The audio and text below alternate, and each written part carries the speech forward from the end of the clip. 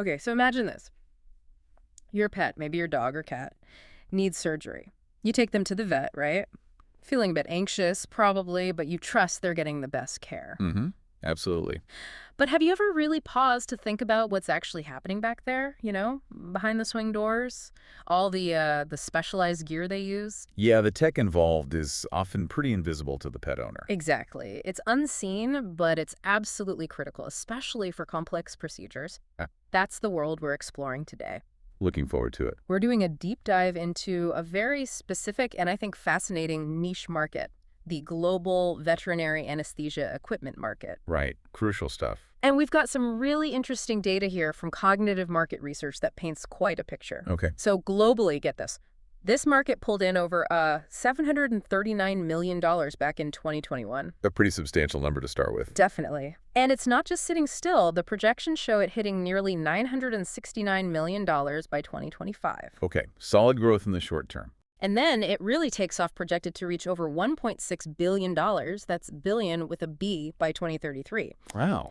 which works out to a compound annual growth rate, the CAGR, of 7% during that whole forecast period. And, that 7% CAGR, that's really what's significant here. It's not just a blip. Yeah, right.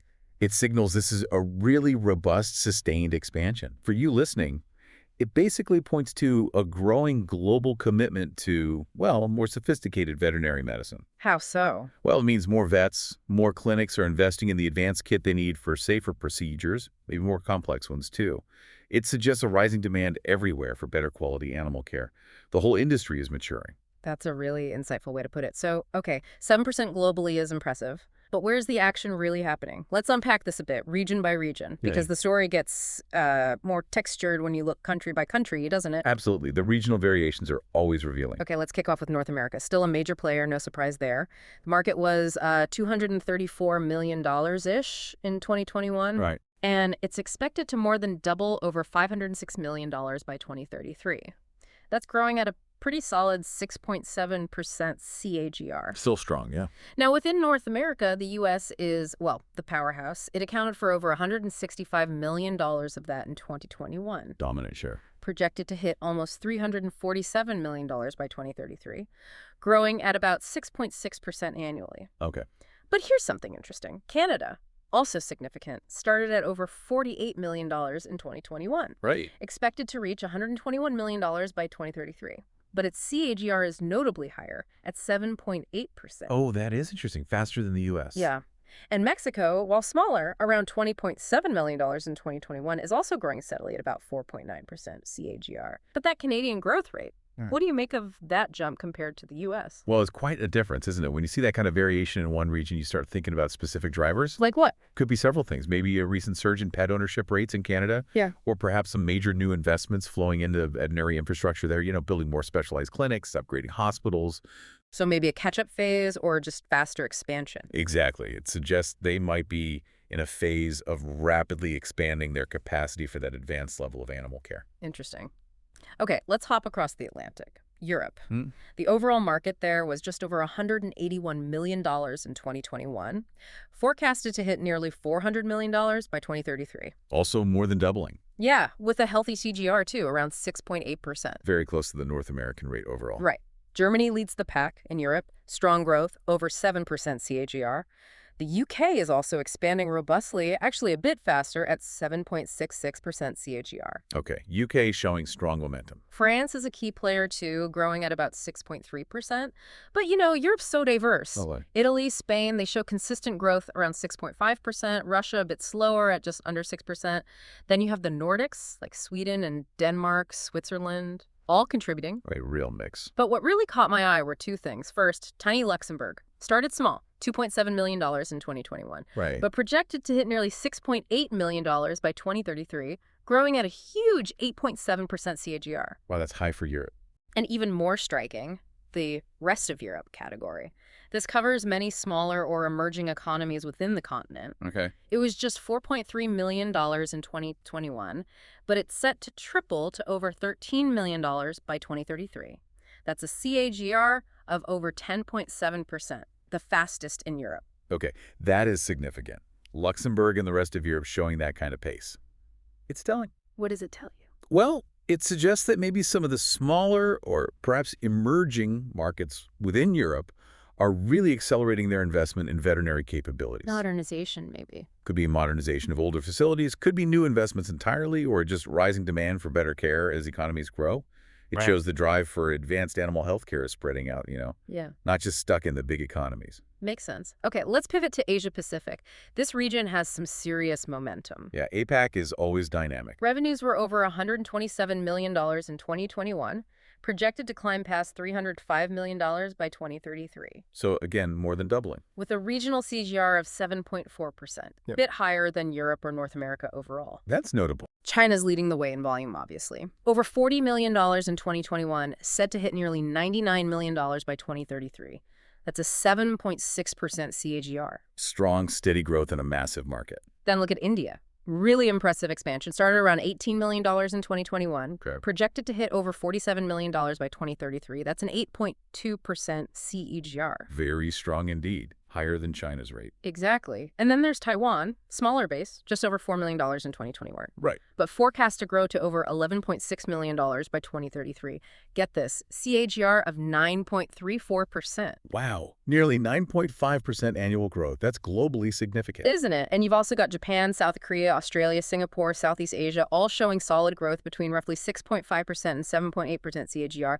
But China, India, and especially Taiwan really stand out. Absolutely. That strong growth across such different Asian economies, huge ones like China and India, and a high-tech hub like Taiwan points to, well, a major societal shift happening. In what way? In China and India, you're likely seeing the impact of a growing middle class, more urbanization, and definitely a huge increase in people keeping pets. Plus, a big push to professionalize veterinary care. And Taiwan. Taiwan's almost 9.5% growth. That suggests really concentrated investment in top-tier, maybe very high-tech veterinary practices, perhaps driven by a very aware and affluent pet-owning population demanding the best. So APAC is really shaping the future here. It looks like a crucial region, yeah, setting new standards and driving a lot of the global growth. Okay, let's quickly touch on South America. All right. Market there was over $94 million in 2021, projected to near $197 million by 2033. Decent growth. With a KGR of about 6.4%, Brazil is the giant here, no question. Over $35 million in 2021, heading towards $74 million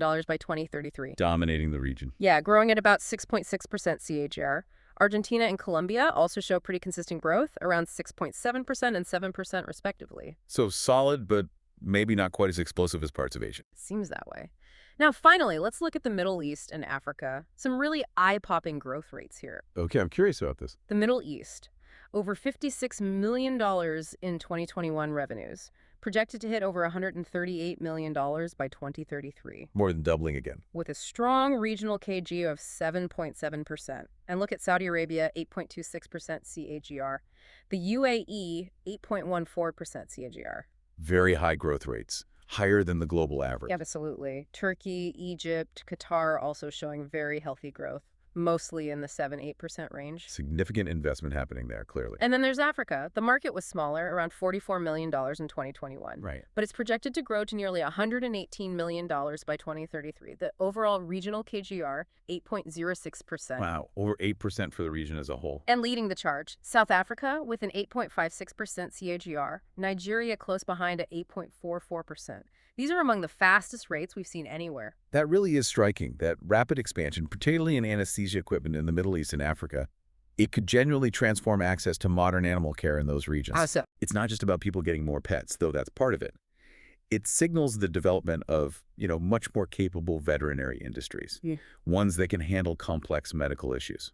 So a sign of broader development. I think so. It probably reflects increasing economic stability in places, a growing middle class, and just societies having more capacity and willingness to invest in higher standards of animal welfare and healthcare. It's a really positive indicator, actually. That's a great perspective.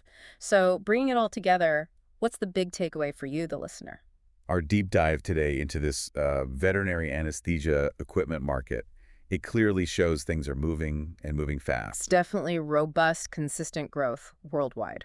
That global 7% EGR isn't just abstract. It represents real money, real investment going into animal health across the planet. Hmm. We've seen it in established markets like the US and Germany, but also in these rapidly expanding regions, Asia Pacific, the Middle East, Africa, and those hotspots like Taiwan, South Africa, the UK, Canada. Right. It makes you think, doesn't it? It raises a bigger question. Which is, what does this steady, widespread growth in something so specific, anesthesia equipment for animals, Yeah. really tell us about how we see pets globally now? Yeah. It surely points to the increasing professionalization of vet care, but maybe also, about the economic health of societies willing and able to invest in this area.